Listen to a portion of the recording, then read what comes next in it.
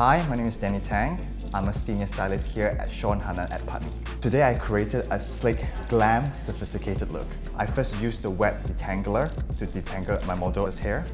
What I love about the Tangle Teezer is it's very easy to detangle all the knots when washing hair. So next I use the Blow Styling Round tool. I use the large tool for the long section of the hair and the small tool for the smaller section and the front section of the hair.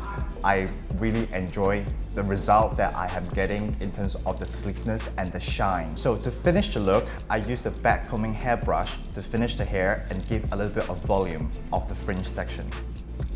I think a simple, voluminous, strict look will look good in everyone, and good for party season.